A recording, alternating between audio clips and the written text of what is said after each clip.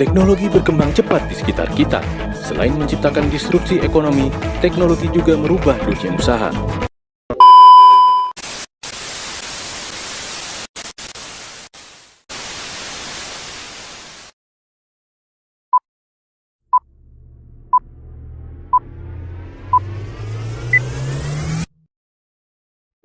It's now here.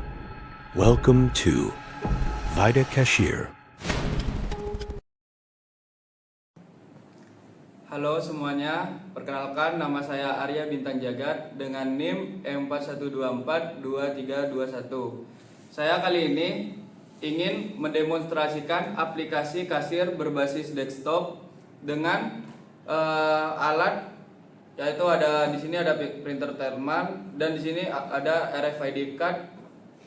Gunanya untuk yang printer thermal kita untuk mencetak struk ya.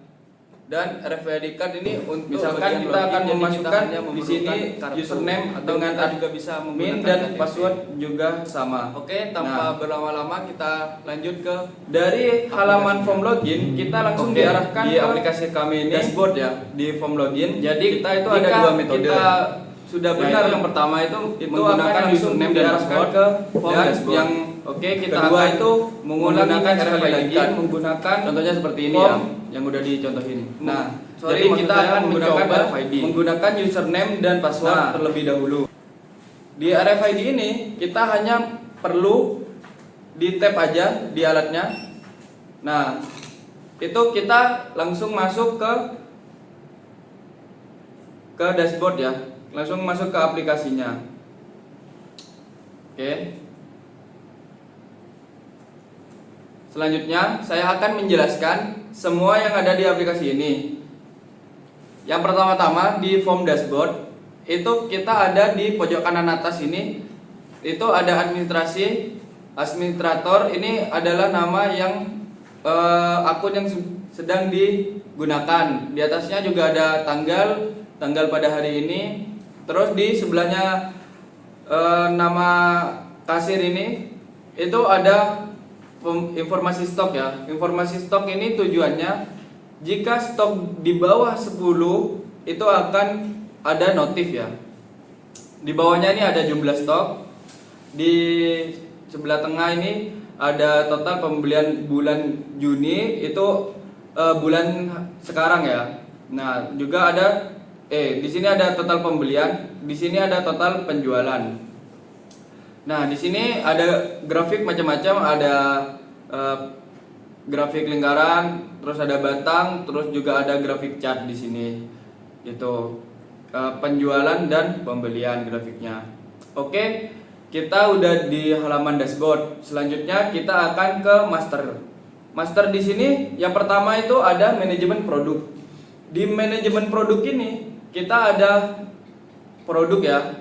Produk itu sendiri. Di produk itu sendiri itu adalah data produk. Kita bisa menambahkan data produk kita. Contohnya, kita akan menambahkan buah melon. Oke, sudah input. Kita masukin kategorinya ya. Sebelum masukin data produk, kita harus menambahkan kategori terlebih dahulu ya. Ini kita udah ada buah besar dan misalkan harganya melon 25.000 ya. Ini 1 kilo atau kita juga bisa ini per kilo ya harganya ya. Dan stoknya, misalkan stoknya ada 50 dan kita juga menggunakan supplier. Suppliernya itu misalkan petani semangka ya. Dan kita juga bisa nginput barcode di sini. Oke. Ketika kita udah berhasil, maka ada notif message yang berbunyi. Oke, kita lanjut ke bagian pembarui. Pembarui ini adalah kita bisa memperbarui data yang kita ingin perbarui ya. Contohnya saya ingin memperbarui data yang melon tadi, kita perbarui di sini. Misalkan kita mau ngupdate harganya ya. Harga dari 25.000 kita akan ubah menjadi 30.000 ya di sini karena mungkin dari pasar juga ada kenaikan harga gitu. Nah, jadi kita perbarui di sini, itu otomatis datanya langsung berubah ya, langsung jadi harga yang sekarang. Nah, atau kita juga udah ingin menghapusnya ya. Di sini juga ada tombol hapus ya. Misalkan kita udah selesai dengan data ini, kita akan menghapus. Nah, kita langsung aja klik hapus dan data sudah berhasil dihapus ya. Nah, kita juga bisa di sini ada kolom pencarian. Nah, kolom pencarian di sini kita itu bisa mencari barang apa yang kita ingin tampilkan gitu. Misalkan semangka ya. Kan ini contohnya hanya satu. Kalau contohnya itu ada 100 atau lebih buah, kita kalau mencari manual kan sulit. Jadi kita bisa menggunakan tombol bar pencarian di sini ya, semangka. Nah, jadi misalkan kita udah ngisi semangka, nanti otomatis yang keluar produk yang kita cari. Oke, kita akan menuju ke bagian barcode. Nah, di barcode ini kita bisa melihat barcode buah yang udah diinput itu kan udah diisi dengan nomor ya. Nah, itu otomatis kita itu akan mendapatkan barcode di sini. Nah, barcode sendiri itu lebih untuk mempermudah ketika kita transaksi penjualan atau pembelian dalam menginputnya. Nah, barcode sendiri kita itu juga bisa cetak ya. Contohnya di sini kita akan cetak. Nah,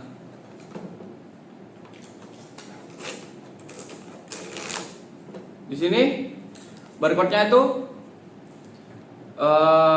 kelihatan kan ya? Barcode-nya udah kecetak. Jadi kita itu bisa nge-scan barcode ini menggunakan scanner barcode. Oke, selanjutnya kita akan menuju ke label ya. Nah, label sendiri itu kita langsung ada nama, harga, dan kodenya, kode barang.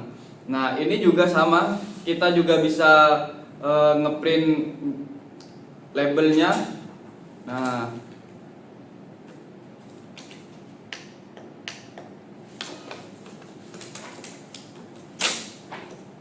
Nah, untuk label tuh kayak gini ya. Jadi ini bisa kalian itu bisa ditempelin di buahnya atau di keranjangnya ya. Kayak gitu kegunaannya. Nah, kita selanjutnya ke bagian kategori.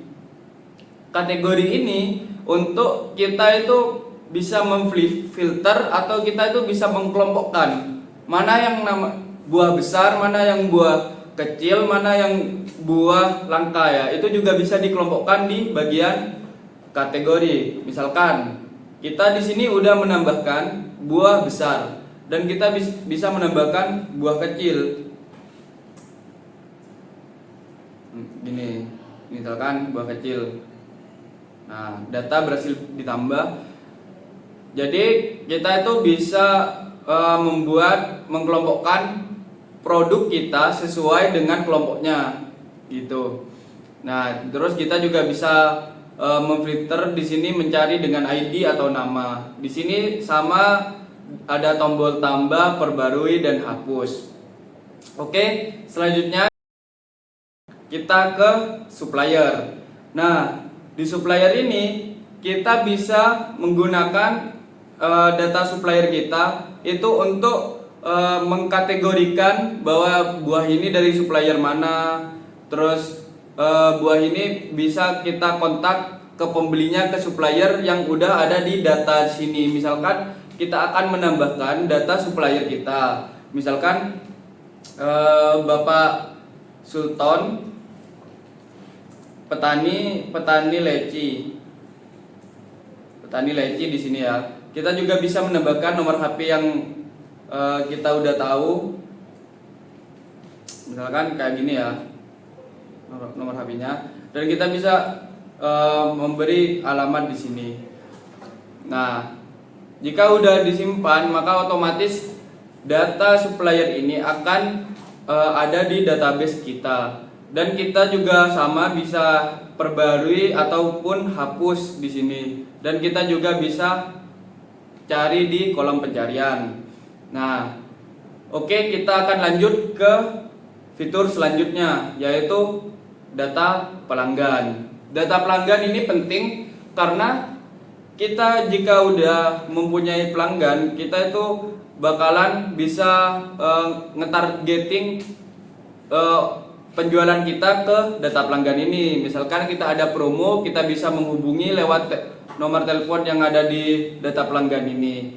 Contohnya, saya Bapak Budi itu udah sering berlangganan di toko buah kami. Dia mungkin sering belanja buah itu seminggu sekali. Nah, jadi kita bisa naruh nomor telepon dan alamat di sini. Nah, jika udah data berhasil terinput dan data pelanggan ini juga bisa ke diskon nantinya untuk bagian penjualan. Nah, kita juga bisa pembaruin atau hapus di sini dan juga ada pencariannya. Oke. Kita lanjut ke manajemen user. Manajemen user ini hanya bisa dipakai di role admin. Tidak bisa digunakan di role kasir. Dan manajemen user untuk karyawannya. Kalau pergantian password, role kasir itu masih bisa menggunakan. Nah, jadi role karyawan ini hanya bisa dipakai dengan role admin ya, admin saja ya. Di sini kan bisa menambahkan role admin atau role kasir. Gitu. Misalkan kita menambahkan di sini juga bisa menambahkan RFID-nya, nama karyawan, username, password, telepon dan alamat. Jika kita udah berhasil menambahkan, akan tersedia seperti ini ya. Kita juga bisa tombol pencarian.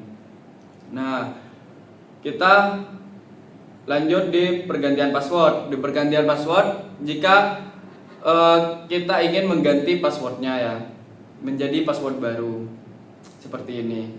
Nah, oke, biar tidak terlalu lama, kita langsung menuju ke transaksi. Di transaksi ini itu kita ada 4 ya, ada 4 macam, yaitu penjualan yang pertama dan yang kedua itu retur penjualan. Jika penjualan ini tidak jadi, itu bisa diretur ya, tanpa harus menghapus atau menggantinya.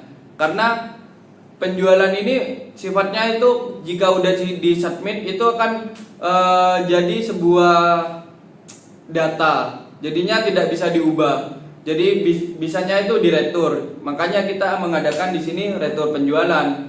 Nah, di retur penjualan ini jadi penjualan yang sekiranya tidak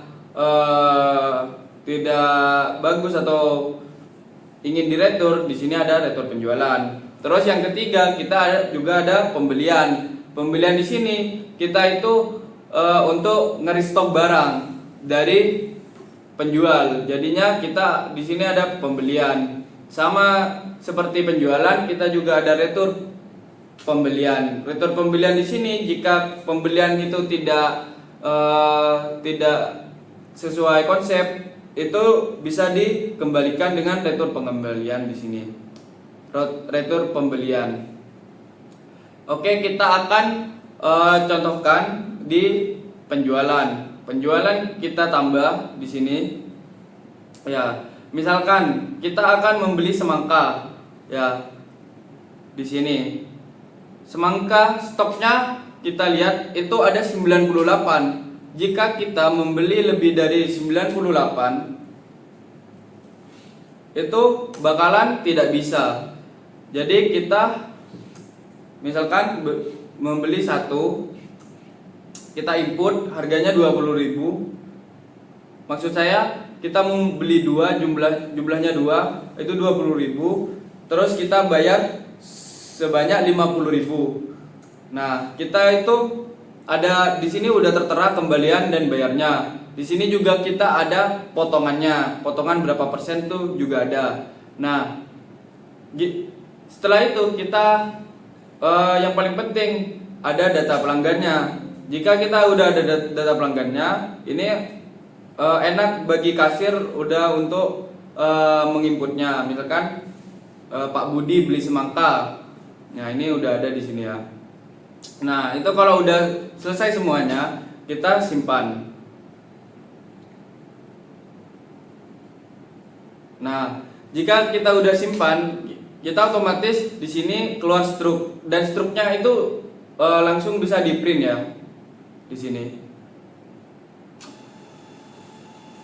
Nah jadinya bisa di print di sini berbentuk struk ya, struk pembelian.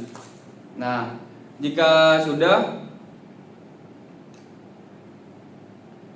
kita langsung ditampilkan dengan tabel transaksi yang sudah ada gitu. Jadi kita juga bisa menghapus, lihat detail dan ngeprint tabel yang udah ada di penjualan.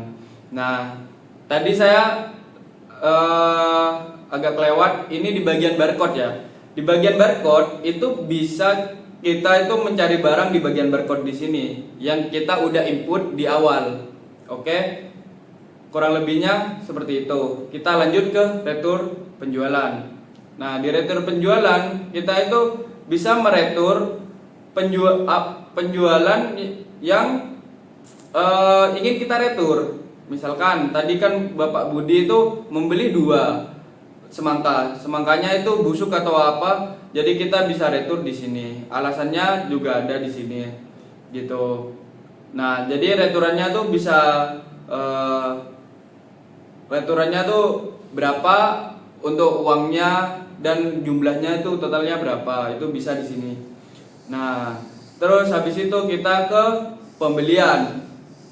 Pembelian di sini untuk kita meng-restock barang yang ada di kasir. Contohnya, pembelian di sini ya, kita akan membeli semangka. Kita akan membeli semangka sebanyak 11 ya, 10 di sini. Kita akan membeli 10, terus habis itu kita suppliernya di sini harus dimasukin ya. Nah, supplier ini yang udah kita input.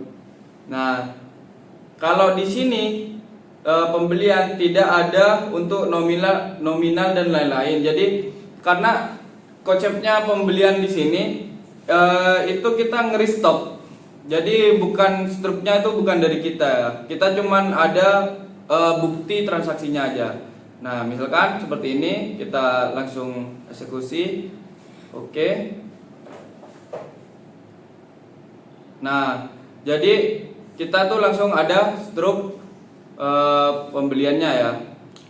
Mohon maaf ini masih jok motor, mungkin kita akan update sesuai dengan konsep aplikasinya. Oke, next selanjutnya retur pembelian itu hampir sama dengan retur penjualan. Jadi bisa nambah, ntar hapus, detail dan ngeprint. Oke, sekian dari saya. Untuk selanjutnya bagian laporan akan dilanjutkan dengan teman saya yang bernama Delvin ya.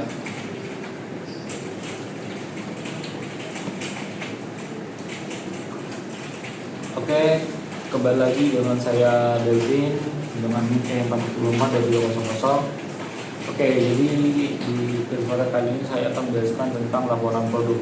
Nah, laporan produk di sini yaitu mencakup semua seperti mencakup laporan dari produk-produk sebelumnya yang telah dijelaskan oleh teman saya. Nah, untuk laporan produk sendiri, laporan produk itu berisi tentang seperti ID, barcode, nama produk, ID kategori produk, nama kategori produk, harga produk, stok produk, ID supplier produk, dan nama supplier produk. Nah, untuk laporan produk di sini ada fitur print. Nah, jadi ketika Anda ingin ketika user ingin mengeprint laporan dari produk, bisa menekan tombol print di sini. Nah, kemudian di sini ada preview dari laporan produk tersebut. Nah, untuk detail dari laporan preview dari laporan produknya tersebut, yaitu ada logo toko, nama toko, alamat toko, nomor telepon toko, dan laporan produknya. Jadi di dalam previewnya ini ada ID, ada barcode, nama produk, kategori produk, harga produk, dan stok produk. Oke, untuk selanjutnya kita lanjut ke laporan penjualan. Nah, untuk laporan penjualan di sini agak beda ya dari laporan produk. Nah, untuk laporan penjualan di sini ada fitur tanggal. Nah, untuk apa sih tanggal di sini? Nah, jadi tanggal di sini itu kita bisa mencari transaksi atau laporan penjualan pada waktu sebelumnya. Nah, jadi ketika di sini kita bisa mencari dengan menekan tombol atau ikon kalender ini. Nah, jadi di situ akan muncul seperti tahun, bulan, tanggal, dan hari. Nah, jadi di sini di samping itu juga ada sudah disediakan. Kamu mau mencari yang kapan hari, seperti hari ini, kemarin, atau seminggu sebelumnya, atau sebulan sebelumnya, atau bulan ini, atau yang lain selebihnya. Nah, di sini itu ya mungkin belum sempat menambahkan data ya. Jadi nanti di sini juga bisa ditampilkan. Nah, karena di sini memang belum ada nanti, jadi tidak bisa ditampilkan. Tapi kalau sudah ada datanya nanti bisa kita tampilkan dari laporannya juga. Oke, yang selanjutnya yaitu kita menuju laporan data penjualan. Nah, untuk laporan data penjualan di sini itu mungkin sama seperti laporan penjualan, cuman beda dari fungsinya saja kan. Kalau laporan penjualan itu untuk transaksi penjualan, nah, kalau untuk return penjualan itu untuk returnnya, itu dari penjualan tersebut. Nah, untuk laporan return penjualan itu sama, yaitu ada tanggal, memilih tanggal kapan untuk melihat laporan return penjualannya.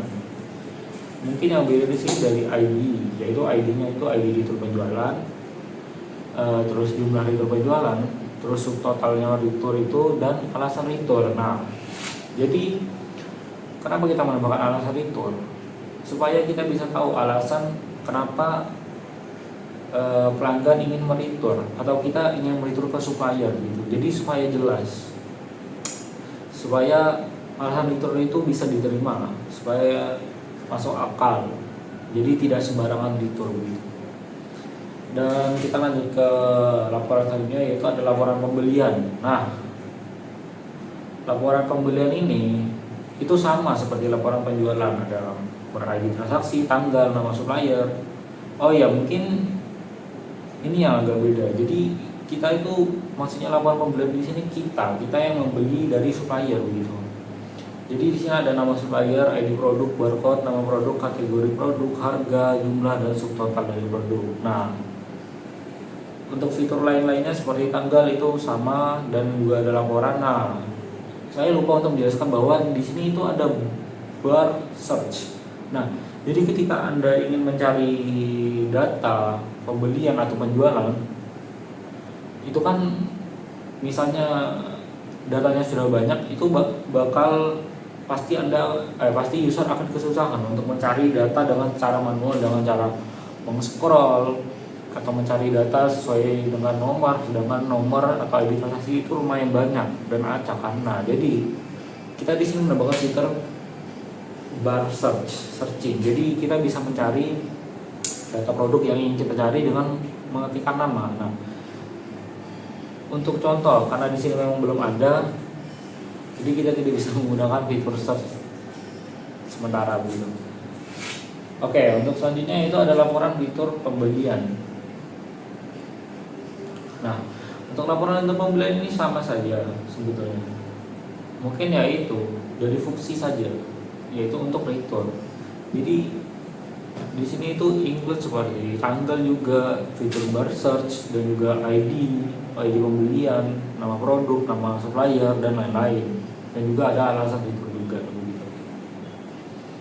Dan yang sebelum terakhir yaitu ada fitur tema. Nah, jadi aplikasi ini juga punya tema seperti Light and Dark ini ada 2 tema. Nah, ini untuk tampilan dari tema light-nya. Dan sementara yang ini itu adalah tema dark atau gelap dari aplikasi ini. Dan yang terakhir di sini ada keluar atau logout. Nah, jadi ketika user ingin logout Jadi tinggal menekan tombol keluar dan otomatis akan menuju halaman login kembali. Oke, mungkin itu saja untuk penjelasan kali ini. Mohon